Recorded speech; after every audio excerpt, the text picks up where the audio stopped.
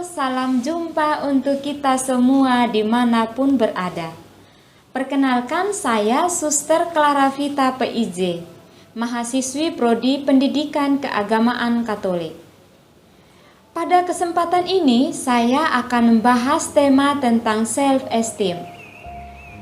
Tema ini menurut hemat saya sangat penting untuk kita bahas dan kita pahami bersama, karena sungguh nyata dalam kehidupan kita sehari-hari. Oleh karena itu, marilah pertama-tama kita melihat apa pengertian dari self-esteem itu. Nah, pengertian self-esteem adalah bentuk tindakan evaluatif dari konsep diri. Konsep diri yaitu pandangan pribadi seseorang yang membentuk pikiran, keyakinan, dan sikap seseorang. Konsep diri yang positif lahir dari pandangan terhadap diri yang optimis dan penuh harapan. Contohnya, dia yang berusaha melihat hal yang positif dalam dirinya, kelebihan atau talenta-talenta yang dimiliki, dan bersyukur atas dirinya apa adanya, menerima kekurangan dan kelebihannya tanpa mencela dirinya sendiri. Dan sebaliknya, konsep diri yang negatif lahir dari pandangan diri yang merasa lemah dan tak berdaya. Contohnya, ada pribadi yang selalu mengatakan dirinya, "Aku bodoh, aku tidak pandai, aku jelek, aku pemalas, merasa tidak berharga, tidak berarti," dan lain-lain. Self-esteem memberikan penilaian atau evaluasi atas keyakinan seseorang terhadap dirinya, baik secara positif maupun negatif. Nah, misalnya saja kalau hasil evaluasinya positif, maka akan memiliki self-esteem yang tinggi. Tetapi jika evaluasinya negatif, maka akan memiliki self-esteem yang rendah, karena itu datang dari rasa percaya diri seseorang. Contohnya, yang sering terjadi adalah kurang percaya diri dengan apa yang dimiliki, yaitu tubuhnya pendek, gendut, kurus, hitam, atau rambutnya keriting, mukanya penuh jerawat. Hal seperti ini seringkali menjadikan seseorang kehilangan rasa percaya diri. Maka berkembangnya self-esteem misalnya pada pribadi seorang anak, ia akan bergantung pada evaluasi yang diperolehnya. Evaluasi yang bersifat positif akan meningkatkan self-esteem-nya. Namun sebaliknya, jika evaluasinya negatif, akan berdampak pada penurunan self-esteem anak tersebut. Misalnya saja, seorang anak ketika dimintai tolong untuk melakukan sesuatu, dan ketika dia melakukan kesalahan, kita mengatakan, "Ini salah, dasar anak bodoh. Begini saja tidak bisa, apalagi yang lain." Akan beda ketika kita mengatakan, "Bagus, tapi supaya lebih bagus lagi dari sekarang ini, kamu lebih giat lagi belajar." Nah, itu untuk tingkat self-esteem-nya akan berbeda. Self-esteem juga akan meningkat ketika seseorang mampu membuat perbandingan yang baik dengan orang lain atau dirinya sendiri. Meningkat ketika tindakan yang dilakukan seseorang berdampak pada lingkungan sekitarnya. Misalnya saja, ketika dia diberi kepercayaan untuk mengkoordinasi sesuatu atau suatu paguyuban, dan paguyuban itu maju dan berkembang. Atau sekarang di tengah situasi pandemi ini, ketika ia membantu mereka yang terkena dampak COVID-19 bisa tertolong, seperti mereka para perawat ya, maka self-esteem-nya akan meningkat. Dalam kehidupan sehari-hari, terkadang seseorang membandingkan dirinya sendiri dengan orang lain. Misalnya saja, ketika yang gemuk melihat yang kurus berkata, "Wah, bagus sekali ya badanmu, langsing, sedangkan aku gemuk sekali." Malu dikatakan gemuk atau gendut. Atau sebaliknya, yang kurus melihat yang gemuk berkata, "Wah, bodi dia bagus, keren. Sedangkan aku seperti ini kurus." Lalu merasa minder dengan dirinya yang kurus atau langsing. Tanpa menyadari bahwa kita sedang tidak menghargai diri kita sendiri apa adanya. Atau mensyukuri diri kita saat ini. Padahal kalau kita lihat, diri kita ini sudah diciptakan sempurna oleh Tuhan. Mereka yang anggota tubuhnya kurang lengkap saja, yang cacat, yang masih bersyukur. Masa kita yang sempurna ini belum bersyukur?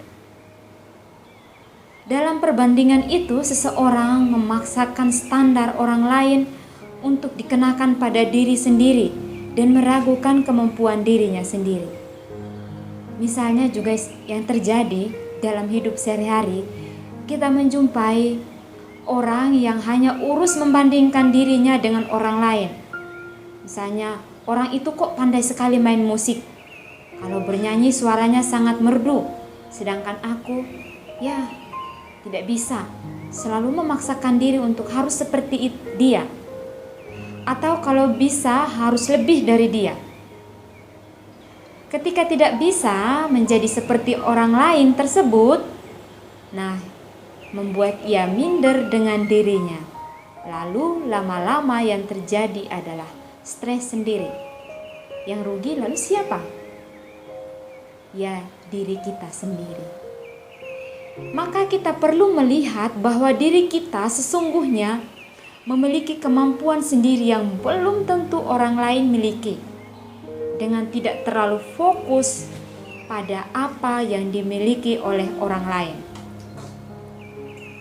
Oleh karena itu, orang yang memiliki konsep diri yang positif memiliki self-esteem yang tentunya tinggi, dan sebaliknya, orang yang memiliki konsep diri yang negatif akan memiliki self-esteem yang rendah. Karena dia selalu menilai diri, melihat dirinya selalu yang negatif. Padahal dalam diri kita semua yang mendengarkan ini ada banyak potensi dan hal-hal positif yang kurang disadari. Mari kita lihat diri kita masing-masing. Baik saudara-saudari yang terkasih dimanapun Anda semua berada. Pada kesempatan ini kita akan melihat faktor yang mempengaruhi self-esteem. Kita melihat menurut Moore pada tahun 2006. Faktor yang mempengaruhi self-esteem individu antara lain penghargaan dan penerimaan dari orang-orang yang berpengaruh pada kehidupan individu. Misalnya orang tua atau teman yang ada di sekitar. Kelas sosial dan kesuksesan, nilai dan inspirasi hidup dalam menginterpretasikan suatu pengalaman dan cara individu dalam menghargai suatu kegagalan. Faktor orang tua, teman, pencapaian prestasi, diri sendiri, lingkungan, pendidikan juga berpengaruh. Itu menurut Risnawati.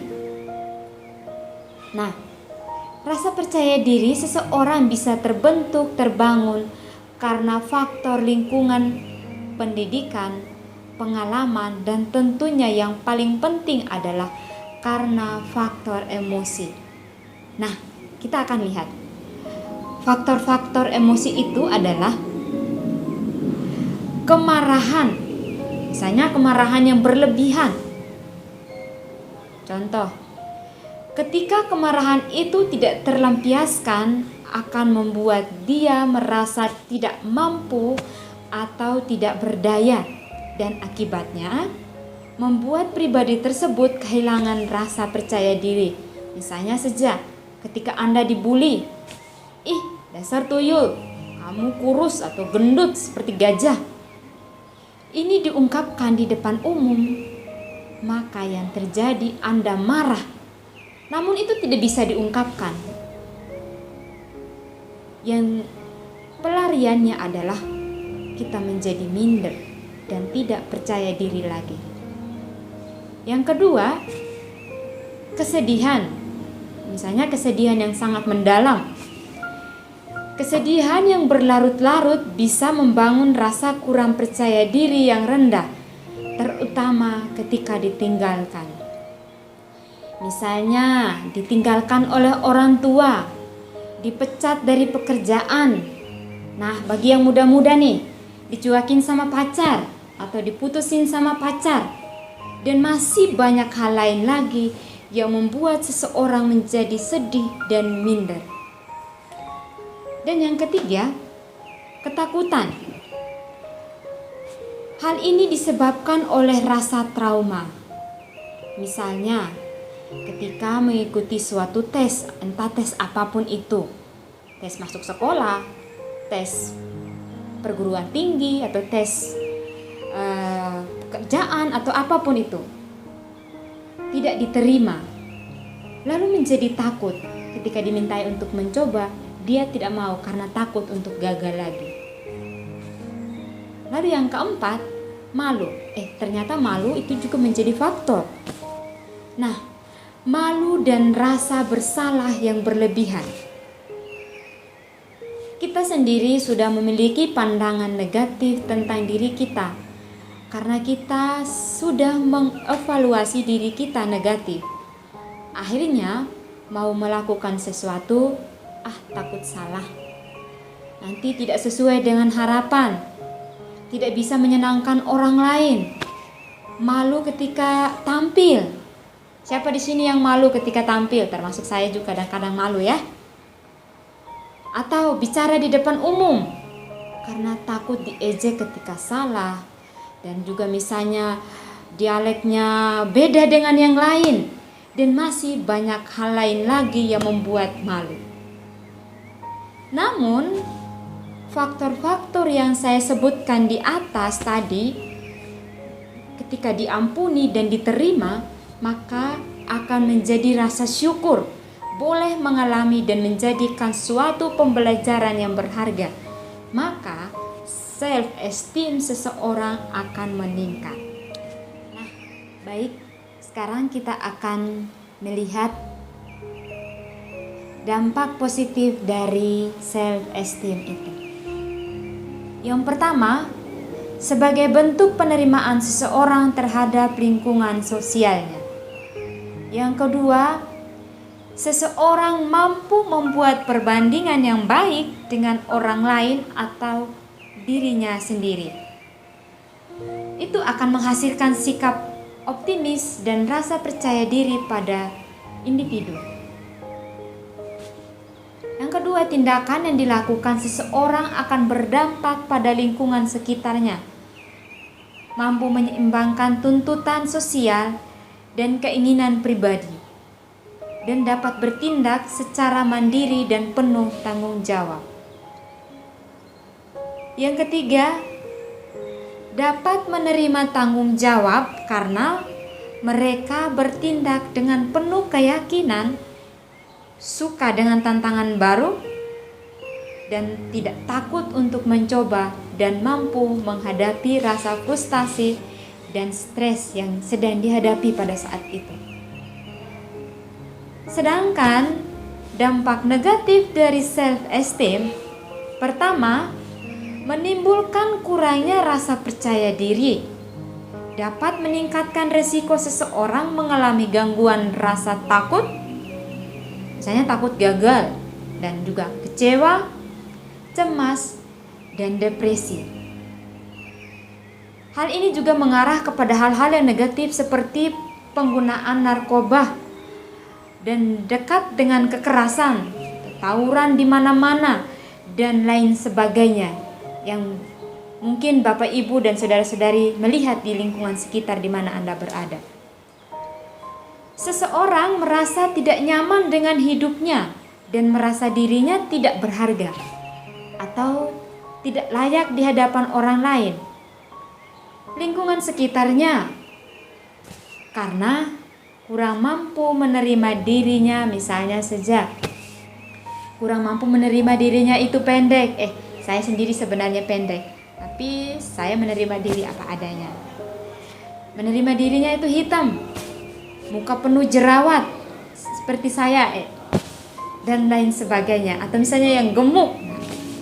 Hal seperti itu kadang-kadang membuat seseorang itu atau individu tersebut merasa kurang percaya diri. Oleh karena itu, saudara-saudari yang terkasih, bentuk self-esteem menurut Brandon ada 2 model. Yang pertama, autentik, merupakan rasa bangga yang berasal dari internal diri seseorang individu, seperti kapasitas tanggung jawab. Sedangkan pseudo self-esteem merupakan rasa bangga yang berasal dari hal eksternal, misalnya pujian, penerimaan orang lain, kekayaan, atau status sosial.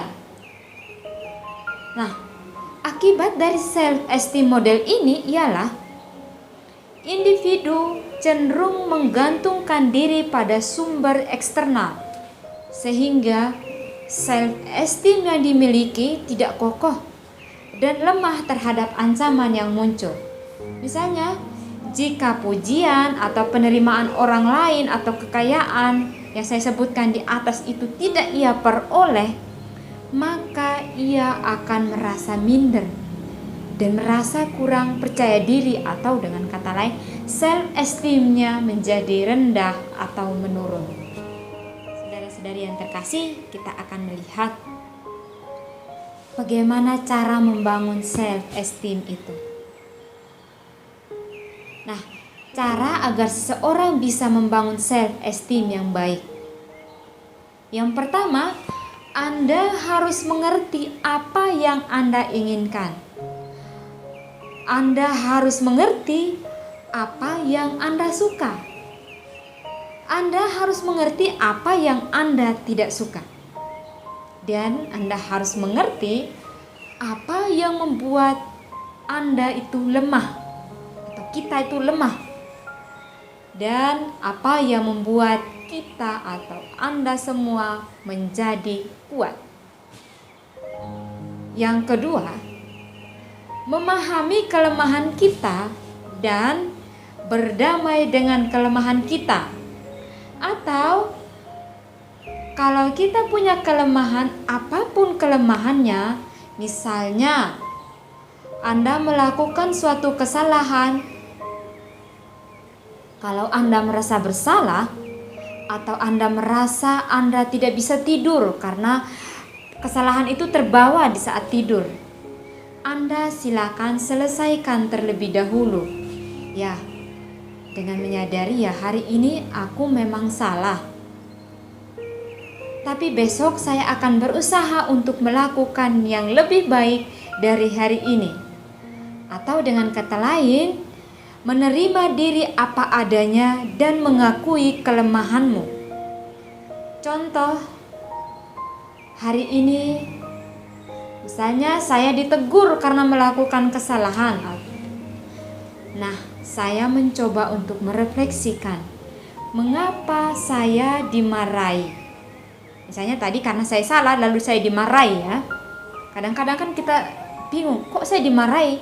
Nah, kita coba menarik diri dan merefleksikan mengapa saya dimarahi, dan menyadari dan mengatakan, ya, aku memang hari ini salah, tapi saya tetap menerima diri saya tanpa harus mengatakan saya memang bodoh kok,